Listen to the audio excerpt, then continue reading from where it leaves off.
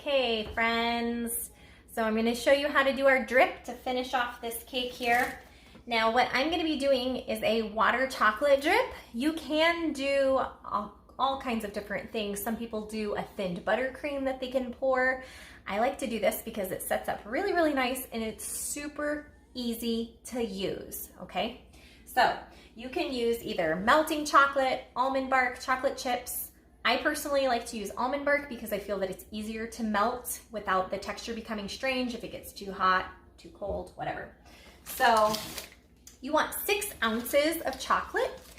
This package of the bar of almond bark or block is 24 ounces, so I'm going to use 1/4 of that package, which ends up being 3 of these cubes, okay? So what I'm gonna do is I'm gonna melt this down in the microwave for about a minute until it's nice and runny and thin. Okay, friends, so I've got my chocolate melted here, nice and runny. And what we're gonna do is we're gonna thin this a little bit with some water. We're gonna do 1 ounce of water, which is about 2 tablespoons. So I'm just gonna pour this in with my chocolate. Stir it up. If it cools your chocolate a little bit and you need to microwave it again, that's okay. It'll look kind of weird at first. While it's kind of incorporating, it tries to kind of become stringy and strange. That's okay.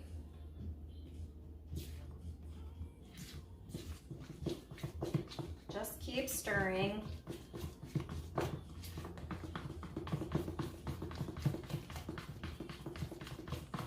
Just keep stirring and that weird separated texture will smooth out. Don't give up. Don't think, oh no, I ruined it. Just keep stirring.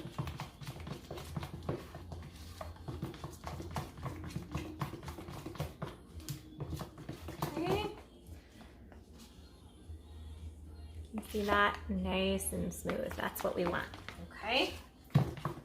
Now what we're gonna do, some people like to do this in a drip bottle with a small spout. You can definitely do that. I just use a spoon. What I'm gonna do is I'm gonna take my spoon and I'm gonna drop some in a line here. Let some of it kind of run down.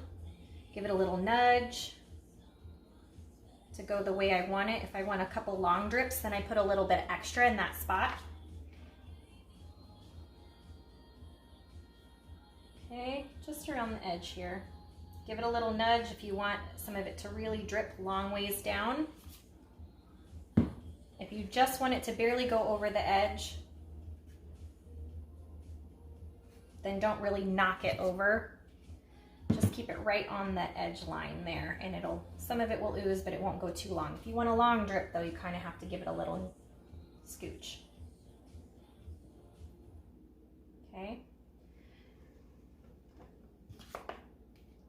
So we're going to do the edge line first, all the way around. And you can do this with white chocolate or white almond bark. You can do it with regular, like chocolate almond bark or chocolate melts, depending on what you're making. Obviously, then it's brown. Okay, so. Now, if you want kind of a layered drip, you can go back over where it starts to set up and have a few little drips come down over the top. You can give it a little shake to keep it moving until it starts to set up. If your cake is cold, if you chilled your cake, this is gonna harden a lot quicker. But once you have it all the way around the edge, then you can spoon some into the middle and kind of swirl it to smooth it out so it joins that edge line. Just like that. Okay. Almost there. Just like that. Okay. Now, if you want this to have a really smooth finish, you can take your spreader before it sets up and really smooth it out. I like a little bit of a swirl mark. Just like that, we get a nice little drip pattern. Now, if you want really precise drips, obviously you can use a smaller spoon, or you can use a squirt bottle. But for just a simple, you're just learning how to do it, just learning how to control where it's gonna drip and how long of a drip it will make based on how you nudge it, takes some practice. So just keep practicing, keep trying, and eventually you'll get really, really good at controlling where those drips go and how long they are, okay? But that is the basics of how to do a chocolate water drip. All right, friends, feel free to send me a message, post in the classroom if you have any questions.